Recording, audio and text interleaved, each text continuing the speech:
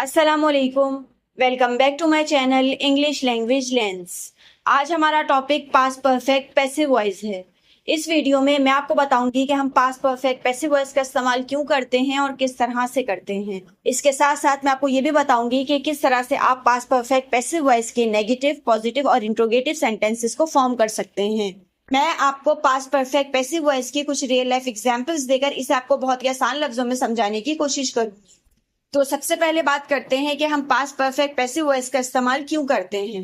हम past perfect passive voice का इस्तेमाल तब करते हैं जब हमें ये बताना हो कि माजी में कोई भी काम मुकम्मल हो चुका था, और खास तौर पर हम पास्ट परफेक्ट टेंस का इस्तेमाल तब करते हैं जब हमें माजी के दो इवेंट्स के बीच में कोई सीक्वेंस दिखाना हो। यानी कि माजी में दो काम मुकम्मल तो हुए थे, लेकिन उसमें से पहले कौन सा काम हुआ था और बाद में कौन सा काम हुआ था।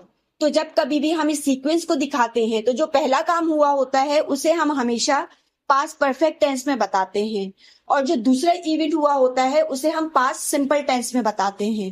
ये सारी बात मैंने बहुत ही डिटेल में एग्जाम्पल्स के साथ अपनी दूसरी वीडियोस में, जो कि पास्ट परफेक्ट टेंस के ऊपर थी और पास्ट सिंपल टेंस के ऊपर थी, उसके अंदर मैंने डिटेल में इन सारी बातों को समझाया हुआ है। अगर अभी तक आपने मेरी वो वीडियो नहीं देखी है तो आप मेरे चैनल पर उन वीडियोस को देख सकते हैं। फिलहाल यहाँ पर हमारा topic past perfect passive voice है, तो यहाँ पर मैं इसी के बारे में बात करूंगी। हम पास्ट परफेक्ट पैसिव वॉइस का इस्तेमाल तब करते हैं जब हमें बताना हो कि माजी में कोई भी काम मुकम्मल हुआ था, लेकिन हमारा सारा फोकस उसके रिजल्ट के ऊपर होता है, उस एक्शन को किसने किया है, डूअर के ऊपर हमारा फोकस बिल्कुल नहीं होता है। और जब हमें माजी के दो कामों के बीच में सीक्वेंस को दिखाना हो, यानी कि पहले कौन सा काम हुआ था और बाद में कौन सा काम हुआ था, तो भी हम पास्ट परफेक्ट पैसिव वॉइस का इस्तेमाल करते हैं। लेकिन यहाँ पर भी हमारा जो फोकस है वो सिर्फ और सिर्फ रिजल्ट के ऊपर है, काम के ऊपर है। उस काम को करने वाला कौन है, इस बात के ऊपर हमारा फोकस बिल्कुल भी नहीं होता है। बहुत ही आसान लफ्जों में आप सिर्फ इतना समझ लीजिए कि हम पास्ट परफेक्ट पैसिव वॉइस का इस्तेमाल दो रीजंस की वजह से करते हैं। एक ये कि जब हमें बताना हो कि माजी में कोई भी काम मुकम्मल हो चुका था, और दूसरी वजह यह है कि जब हमें माजी में मुकम्मल हुए हुए दो कामों के दरमियान कुछ सीक्वेंस दिखाना हो, यानी कि हमें बताना हो कि पहले कौन सा काम हुआ था और बाद में कौन सा काम हुआ था। तो जो काम पहले हुआ है उसके लिए हम पास्ट परफेक्ट पैसिव वॉइस का इस्तेमाल करेंगे, और जो काम बाद में हुआ है उसके लिए पास्ट सिंपल टेंस का इस्तेमाल करेंगे। और यहाँ पर जो हमारा सब्जेक्ट होता है वो डूअर नहीं होता है, बल्कि वो होता है जो किसी भी एक्शन को रिसीव कर रहा होता है। अब बात करते हैं कि किस तरह से आप पास्ट परफेक्ट पैसिव वॉइस के पॉजिटिव सेंटेंसेस को, यानी कि अफर्मेटिव सेंटेंसेस को फॉर्म कर सकते हैं। इसका स्ट्रक्चर कुछ इस तरह से है कि सबसे पहले आपने सब्जेक्ट का इस्तेमाल करना है, और सब्जेक्ट हमेशा पैसिव वॉइस के अंदर वो होता है जो किसी भी काम को रिसीव कर रहा होता है, किसी भी एक्शन को रिसीव कर रहा होता है। यहाँ पर डूअर हमारा सब्जेक्ट बिल्कुल नहीं होता है। सब्जेक्ट के बाद आपने हैड बीन का इस्तेमाल करना है, उसके बाद आपने पास्ट पार्टिसिपल यानी कि वर्ब की थर्ड फॉर्म का इस्तेमाल करना है। और अगर आप डूअर को मेंशन करना भी चाहते हैं तो आप बाय लगाकर सेंटेंस के आखिर में डूअर को मेंशन कर सकते हैं। अब मैं आपको इसकी कुछ एग्जांपल्स देती हूँ ताकि आपको अच्छी तरह से समझ में आ जाए कि हम पास्ट परफेक्ट पैसिव वॉइस का इस्तेमाल क्यों करते हैं और किस तरह से आप इसके पॉजिटिव सेंटेंसेस को फॉर्म कर सकते हैं। इसकी एग्जाम्पल को आप कुछ इस तरह से समझिए कि आप कहना चाहते हैं, जब आपने कॉल की तो नॉवेल खत्म हो चुका था। अब वो नॉवेल किसने खत्म किया था, यहाँ पर आप डूअर को मेंशन नहीं करना चाहते हैं। यानी कि जब आपने कॉल की ये काम बाद में हुआ, और जो नॉवेल खत्म होने का काम है वो पहले हो चुका था। तो एक तो यहाँ पर आपने सीक्वेंस बताया, यानी कि जब आपने कॉल की तो उससे पहले ये काम मुकम्मल हो चुका था, और दूसरा यहाँ पर आपने डूअर को भी मेंशन नहीं किया है, यानी कि उस काम को किसने मुकम्मल किया था वो आपने नहीं बताया। तो यहाँ पर इस सेंटेंस को कहने के लिए आपने पास्ट परफेक्ट पैसिव वॉइस का इस्तेमाल करते हुए इस सेंटेंस को कहना है, the novel had been finished by the time you called. यानी कि जब आपने कॉल की तो नॉवेल खत्म हो चुका था। लेकिन अगर इसी सेंटेंस को आपने बताना होता है एक्टिव वॉइस के अंदर, तो आप कहते she had finished the novel by the time you called, यानी कि उसने नॉवेल खत्म कर लिया था जब आपने कॉल की। अब एक्टिव वॉइस के अंदर जो हमारा सब्जेक्ट है वो शी है, क्योंकि शी डूअर है जिसने नॉवेल को खत्म किया है, और एक्टिव वॉइस के अंदर द नॉवेल हमारा ऑब्जेक्ट है। लेकिन जब हमने सेंटेंस को चेंज किया है पैसिव वॉइस के अंदर, तो यहाँ पर द नॉवेल हमारा सब्जेक्ट बन गया है, क्योंकि यहाँ पर नॉवेल कुछ भी नहीं कर रहा है, बल्कि जो फिनिश होने का एक्शन है उसे रिसीव कर रहा है नॉवेल। तो इसीलिए नॉवेल हमारा सब्जेक्ट है। पास्ट परफेक्ट पैसिव वॉइस के अंदर हमारा सब्जेक्ट चाहे सिंगुलर हो या फिर प्लूरल हो, हमने हमेशा हैड बीन का ही इस्तेमाल करना है। तो यहाँ पर नॉवेल के बाद यानी कि हमारे सब्जेक्ट के बाद आपने हैड बीन का इस्तेमाल करना है। उसके बाद फिर वर्ब की थर्ड फॉर्म यानी कि फिनिश्ड का इस्तेमाल किया है। फिर यहाँ पर हमने एक टाइम एक्सप्रेशन का इस्तेमाल किया बाय द टाइम, क्योंकि हमें सीक्वेंस दिखाना था। उसके बाद यू कॉल्ड, जब आपने कॉल की। एक्टिव वॉइस के अंदर जो सेंटेंस हमने कहा she had finished the novel by the time you called, तो इसका मतलब है कि उसने नॉवेल खत्म कर लिया था जब आपने कॉल की। तो यहाँ पर हमने डूअर को मेंशन किया, लेकिन पैसिव वॉइस के अंदर मैंने आपको बताया कि हम डूअर को मेंशन नहीं करते हैं, तो इसीलिए वहां पर हमने कहा कि the novel had been finished by the time you called, यानी कि जब आपने कॉल की तो नॉवेल खत्म हो चुका था। तो अब यहाँ पर नॉवेल को खत्म करने वाला डूअर कौन था, उसे हमने मेंशन नहीं किया। इसी की एक और एग्जाम्पल को आप समझिए, जैसे कि आप कहना चाहते हैं कि खत गलत पते पर भेज दिया गया था। अब वो किसने भेजा था, उस डूअर को यहाँ पर आप मेंशन नहीं करना चाहते हैं।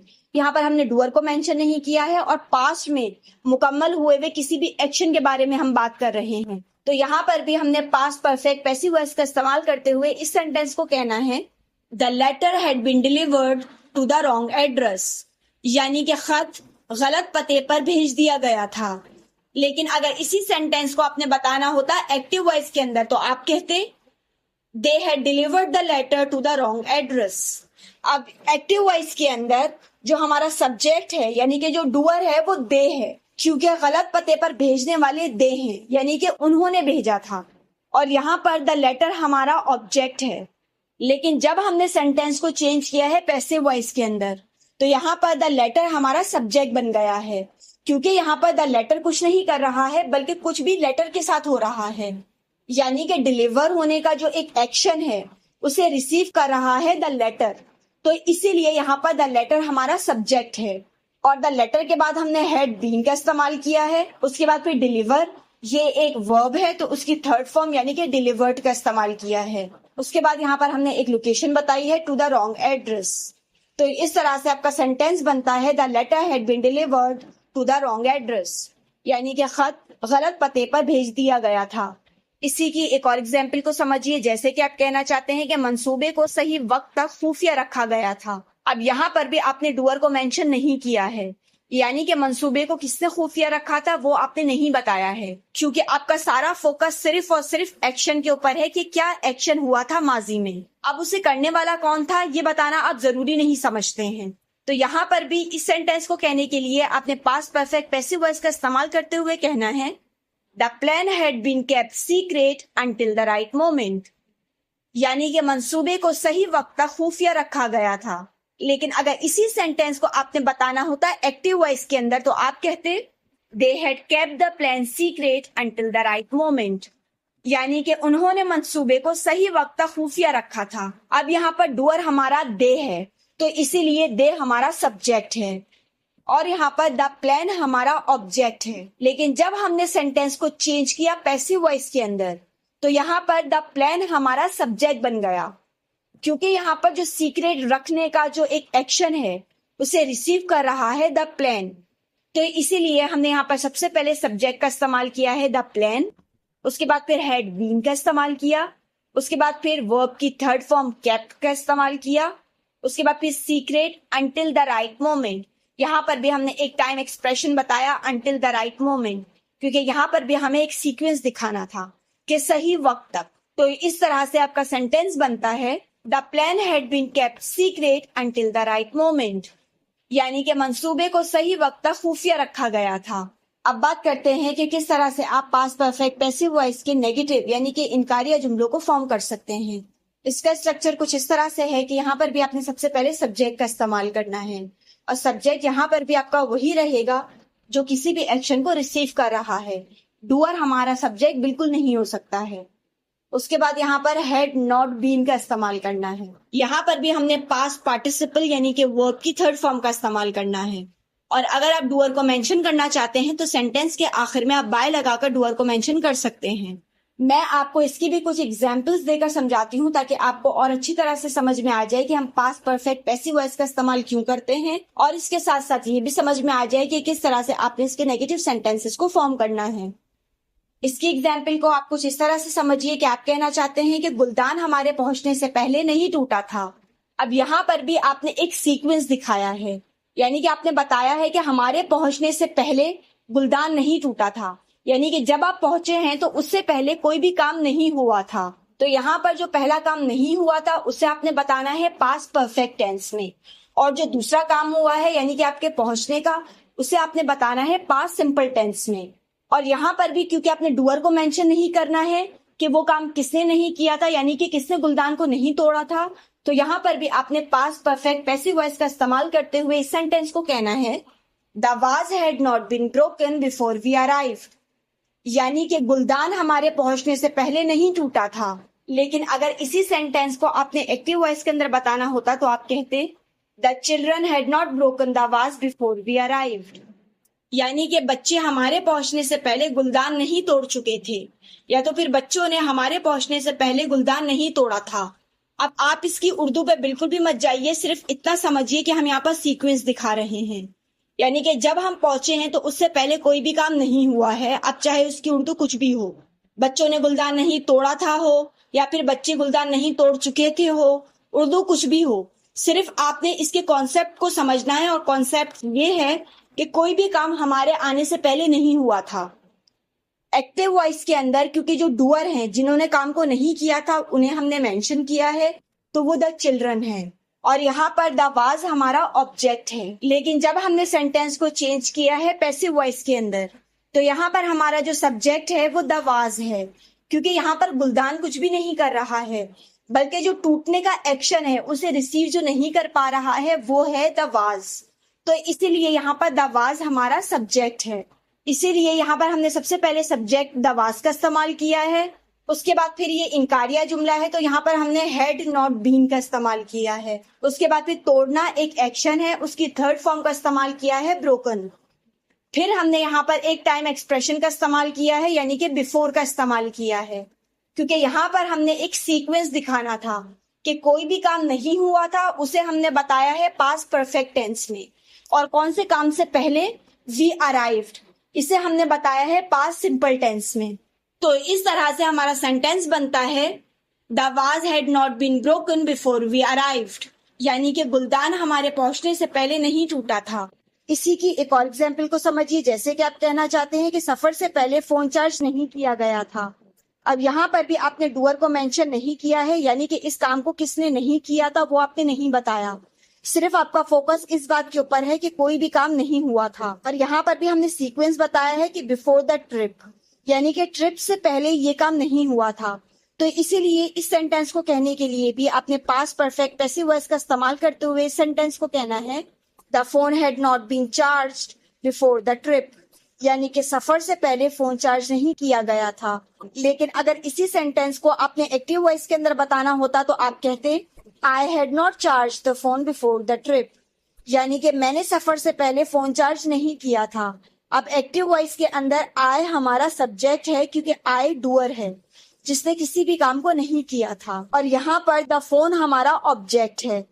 लेकिन जब हमने सेंटेंस को चेंज किया है पैसिव वॉइस के अंदर, तो यहाँ पर द फोन हमारा सब्जेक्ट बन गया है, क्योंकि यहाँ पर द फोन कुछ नहीं कर रहा है, बल्कि चार्ज होने के जो एक्शन को रिसीव नहीं कर पा रहा है वो है द फोन। तो इसीलिए यहाँ पर द फोन हमारा सब्जेक्ट है। और चूंकि ये नेगेटिव सेंटेंस है तो हमने हैड नॉट बीन का इस्तेमाल किया है। उसके बाद यहाँ पर हमने वर्ब की थर्ड फॉर्म यानी कि चार्ज का इस्तेमाल किया है। उसके बाद यहाँ पर भी हमने एक टाइम एक्सप्रेशन का इस्तेमाल किया है, यानी कि बिफोर का इस्तेमाल किया है। यहाँ पर भी हमने सीक्वेंस बताना था, तो इसीलिए हमने यहाँ पर भी दूसरा इवेंट बताया है, यानी कि बिफोर द ट्रिप। तो इस तरह से आपका सेंटेंस बनता है the phone had not been charged before the trip, यानी कि सफर से पहले फोन चार्ज नहीं किया गया था। अब बात करते हैं कि किस तरह से आप पास्ट परफेक्ट पैसिव वॉइस के इंट्रोगेटिव यानी कि सवालिया जुमलों को फॉर्म कर सकते हैं। तो यहाँ पर आपने सबसे पहले हैड का इस्तेमाल करना है, उसके बाद फिर सब्जेक्ट का इस्तेमाल करना है, उसके बाद फिर बीन का इस्तेमाल करना है, और फिर वर्ब की थर्ड फॉर्म का इस्तेमाल करना है। और फिर यहाँ पर भी अगर आप डूअर को मेंशन करना चाहते हैं तो आप बाय लगाकर सेंटेंस के आखिर में डूअर को मेंशन कर सकते हैं। अब मैं आपको इसकी भी कुछ एग्जांपल्स देकर समझाती हूँ ताकि आपको अच्छी तरह से समझ में आ जाए कि हम पास्ट परफेक्ट पैसिव वॉइस का इस्तेमाल क्यों करते हैं। और किस तरह से आप इसके इंट्रोगेटिव यानी कि सवालिया जुमलों को फॉर्म कर सकते हैं। इसकी मैं कुछ इस तरह की एग्जांपल्स आपको देती हूँ जिनके अंदर मैं डूअर को भी मेंशन करूंगी पैसिव वॉइस के अंदर, ताकि आपको और अच्छी तरह से ये समझ में आ जाए। इसकी मिसाल को आप कुछ इस तरह से समझिए कि आप कहना चाहते हैं क्या दवाई उसके जरिए ले ली गई थी रात के खाने से पहले। अब यहाँ पर इसकी उर्दू पे आप ना जाइए, क्योंकि इस तरह के जुमले उर्दू में भी हम नहीं बोलते हैं कि उसके जरिए ले ली गई थी, इस तरह की बातें हम नहीं करते हैं। इसीलिए मैंने आपको बताया था कि पैसिव वॉइस के अंदर ज्यादातर हम बाय लगाकर बात नहीं करते हैं, वो थोड़ा सा अजीब लगता है और इतना ज्यादा फॉर्मल भी नहीं लगता है। क्योंकि अगर हमने डूअर को ही मेंशन करना है तो फिर तो हम एक्टिव वॉइस का इस्तेमाल कर सकते हैं, फिर पैसिव वॉइस का इस्तेमाल करने की जरूरत ही क्या है। लेकिन फिर भी यहाँ पर मैं आपको समझाने के लिए डूअर को मेंशन कर रही हूँ पैसिव वॉइस के अंदर। तो यहाँ पर इस सेंटेंस को कहने के लिए भी आपने पैसिव वॉइस का इस्तेमाल करते हुए कहना है had the medicine been taken by him before dinner, यानी कि क्या मेडिसिन उसके जरिए ले ली गई थी रात के खाने से पहले। लेकिन अगर इसी सवाल को आपने एक्टिव वॉइस के अंदर पूछना होता तो आप कहते had he taken the medicine before dinner, यानी कि क्या उसने रात के खाने से पहले दवाई ले ली थी। अब यहाँ पर एक्टिव वॉइस के अंदर ही हमारा सब्जेक्ट है, क्योंकि ही डूअर है, और यहाँ पर द मेडिसिन हमारा ऑब्जेक्ट है। लेकिन जब हमने सेंटेंस को चेंज किया है पैसिव वॉइस के अंदर, तो यहाँ पर मेडिसिन क्योंकि कुछ भी नहीं कर रहे हैं और लेने के एक्शन को जो रिसीव कर रहे हैं वो है द मेडिसिन, तो इसीलिए यहाँ पर द मेडिसिन हमारा सब्जेक्ट है। क्योंकि ये सवालिया जुमला है यानी कि इंट्रोगेटिव है, तो इसीलिए हमने यहाँ पर सबसे पहले हैड का इस्तेमाल किया है, उसके बाद फिर सब्जेक्ट द मेडिसिन का इस्तेमाल किया है, उसके बाद फिर बीन का इस्तेमाल किया है, फिर वर्ब की थर्ड फॉर्म यानी कि टेकन का इस्तेमाल किया है, फिर हमने यहाँ पर बाय लगाकर डूअर को मेंशन किया है यानी कि बाय हिम। फिर यहाँ पर भी हमने एक टाइम एक्सप्रेशन का इस्तेमाल किया है बिफोर डिनर। तो इस तरह से हमारा सवाल बनता है had the medicine been taken by him before dinner, यानी कि क्या दवाइयां उसके जरिए ले ली गई थी रात के खाने से पहले। इसी की एक और एग्जाम्पल को समझिए, जैसे कि आप किसी से पूछना चाहते हैं कि क्या आपने असाइनमेंट को उस्ताद की चेक करने से पहले मुकम्मल कर लिया था। अब यहाँ पर भी आप एक सीक्वेंस जानना चाह रहे हैं, यानी कि उस्ताद के चेक करने से पहले कोई काम मुकम्मल हो चुका था या नहीं हो चुका था। अब पैसिव वॉइस का इस्तेमाल हम ज्यादातर तभी ही करते हैं जब हमें डूअर को मेंशन नहीं करना होता है। लेकिन जैसे मैंने आपको बताया है, यहाँ पर सिर्फ मैं आपको बताने के लिए, सिर्फ और सिर्फ आपको समझाने के लिए डूअर को मेंशन कर रही हूँ पैसिव वॉइस के अंदर। तो जब आपने डूअर को मेंशन करते हुए इस सवाल को पैसिव वॉइस के अंदर पूछना है तो आपने इस तरह से पूछना है had the assignment been finished by you before the teacher checked it. लेकिन अगर इसी सेंटेंस को आपने पूछना होता एक्टिव वॉइस के अंदर तो आप कहते had you finished the assignment before the teacher checked it. Active voice के अंदर यू हमारा सब्जेक्ट है, क्योंकि जो डूअर है वो यू है, और यहाँ पर द असाइनमेंट्स हमारा ऑब्जेक्ट है। लेकिन जब हमने सेंटेंस को चेंज किया है पैसिव वॉइस के अंदर, तो यहाँ पर द असाइनमेंट्स हमारा सब्जेक्ट है। यहाँ पर असाइनमेंट कुछ भी नहीं कर रहा है, बल्कि किसी भी एक्शन को रिसीव कर रहा है, यानी कि फिनिश होने के एक्शन को रिसीव कर रहा है। तो इसीलिए इस सेंटेंस के अंदर द असाइनमेंट हमारा सब्जेक्ट है। क्योंकि ये इंट्रोगेटिव सेंटेंस है तो सबसे पहले हमने हेड का इस्तेमाल किया है, उसके बाद फिर सब्जेक्ट द असाइनमेंट का इस्तेमाल किया है, फिर बीन का इस्तेमाल करके वर्ब की थर्ड फॉर्म का इस्तेमाल किया है यानी कि फिनिश्ड। उसके बाद हमने बाय लगाकर डूअर को मेंशन किया है यानी कि बाय यू। और क्योंकि यहाँ पर भी हमें एक सीक्वेंस दिखाना था तो हमने एक टाइम एक्सप्रेशन का इस्तेमाल किया है यानी कि बिफोर का इस्तेमाल किया है। उसके बाद यहाँ पर हमने दूसरा इवेंट मेंशन किया है, क्योंकि हमने सवाल पूछना था कि क्या इससे पहले ये काम हुआ था या नहीं हुआ था। तो जो दूसरा इवेंट है उसे हमने पास्ट सिंपल टेंस में पूछा है, यानी कि द टीचर चेक्ड इट। तो इस तरह से हमारा सेंटेंस बनता है had the assignment been finished by you before the teacher checked it, यानी कि क्या असाइनमेंट मुकम्मल हो चुका था तुम्हारे जरिए टीचर के चेक करने से पहले। यहाँ पर इसकी एक आखिरी एग्जाम्पल को आप समझिए, जैसे कि आप पूछना चाहते हैं कि क्या दफ्तर बंद होने से पहले मेरे जरिए ईमेल भेज दी गई थी। अब यहाँ पर भी मैंने डूअर को मेंशन किया है पैसिव वॉइस के अंदर, तो पैसिव वॉइस के अंदर डूअर को मेंशन करते हुए आपने सेंटेंस को इस तरह से पूछना है had the email been send by me before the office closed.